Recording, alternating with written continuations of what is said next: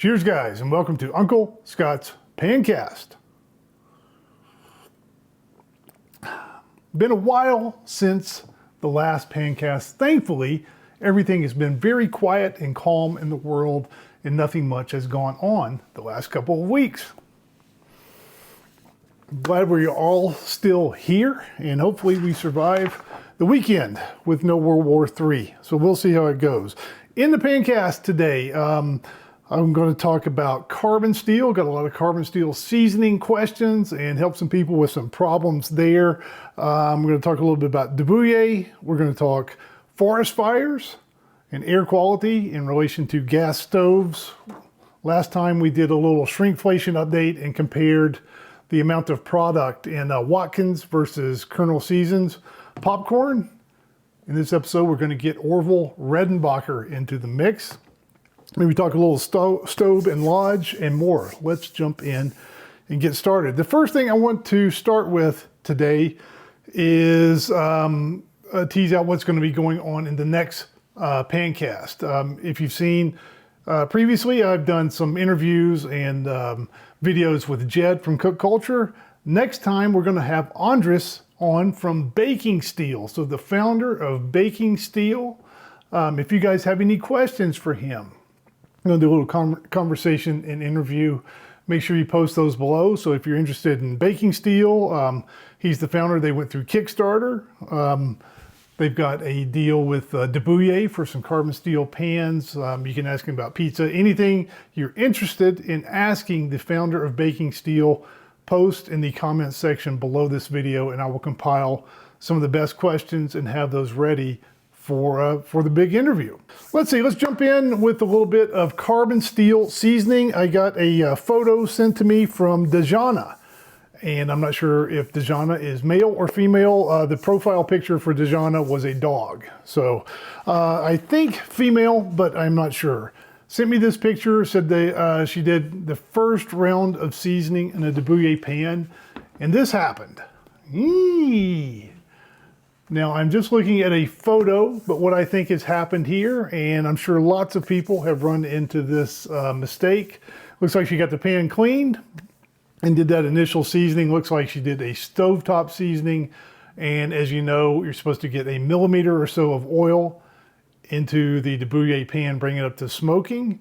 And here's where I think things went off the rails. I don't think she poured that oil out and did not wipe out that pan. So what it looks like is perhaps she tried to season that entire millimeter of oil and it turned into a big, gunky, sticky mess.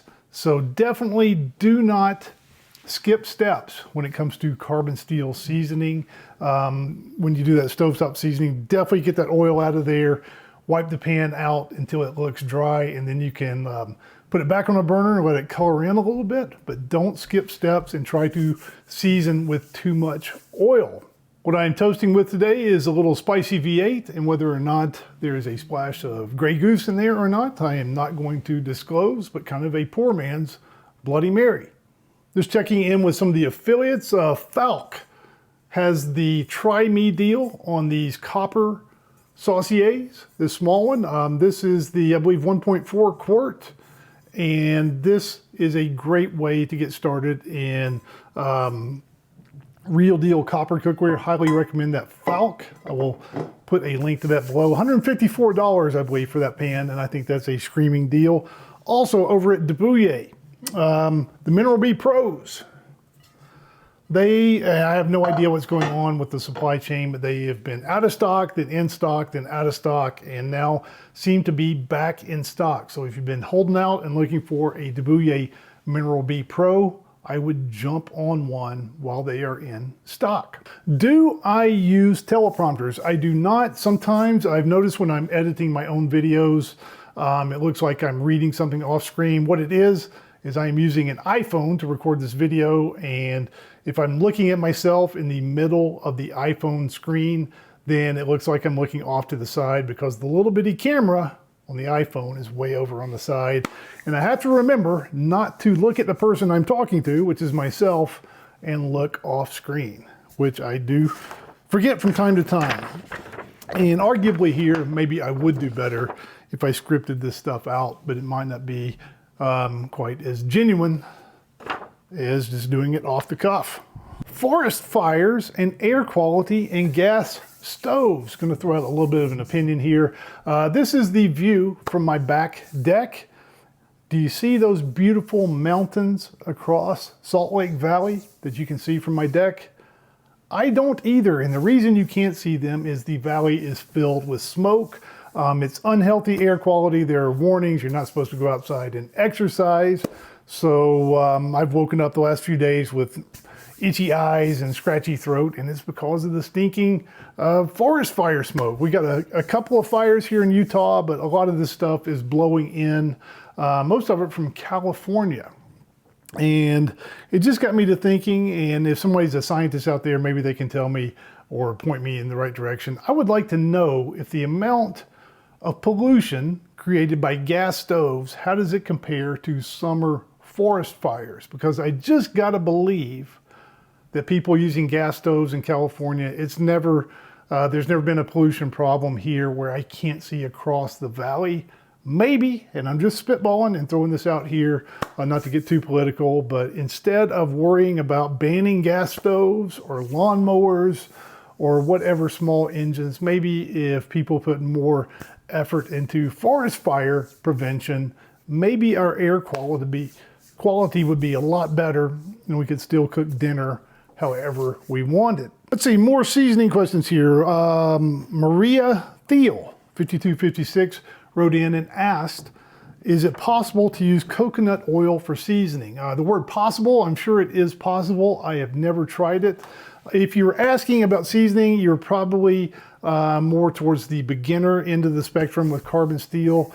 And I reiterate, as always, when you're learning your carbon steel pans, I would stick with the herd. I would go with grapeseed, peanut oil, veggie, sunflower oil, one of the ones that the manufacturers recommend. And then once you are comfortable with your carbon steel, you've cooked it in a bunch, you've seasoned it a few times, then branch out into these more exotic oils and give them a try. Let's see, Watch List wrote in, and he was commenting on that video where I talked about that Matfer pan recall, and he said he had literally just ordered some pans, but now he was kind of thinking twice about that and wondering if he should have gone with made-in pans instead of those Matfers. I'm just going to throw out my own opinion here. Even with that Matfer recall over in France, I still think you made the right choice, and you will be much happier with those Matfers than you would be with any of the made-ins. Let's see, I apologize here. Someone wrote in about cleaning a carbon steel omelet pan.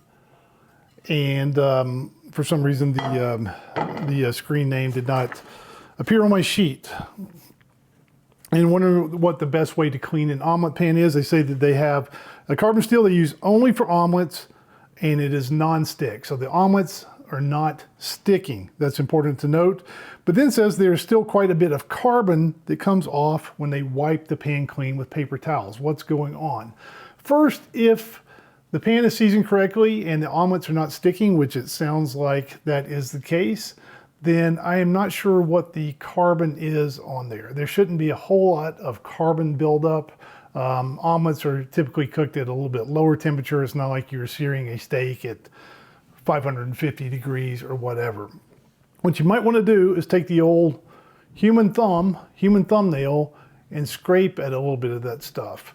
If it feels hard and hardened in and it doesn't come off, then it's probably some seasoning building up on the pan. If it flakes off, then you may have some stuck on food and you need to give the pan a better cleaning. But it sounds like the omelets are coming out and it's non-stick. What may be happening here is a problem with paper towels. When I use my omelet pan and get my eggs out, they don't stick, and I just wipe the pan with a paper towel. Lots of times I don't even wash the pan. If you take these modern paper towels, these are almost like fine grit sandpaper.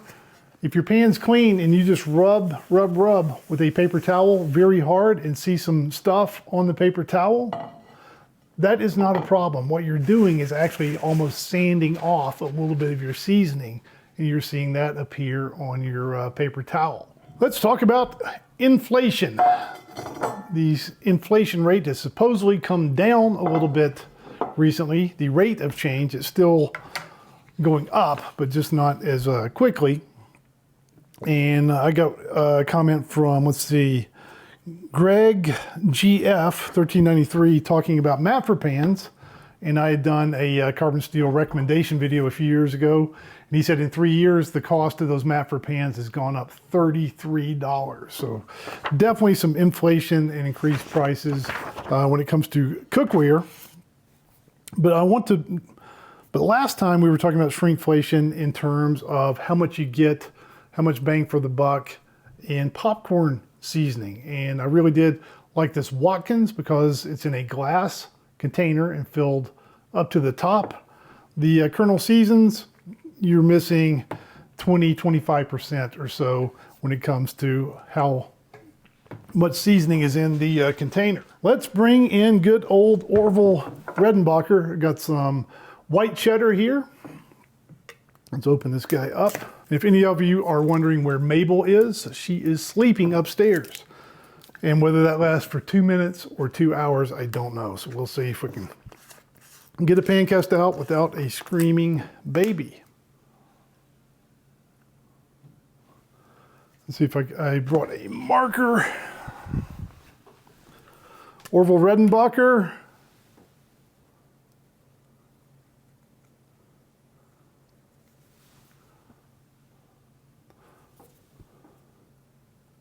So I would say 25% air at the top of the Orville Redenbacher.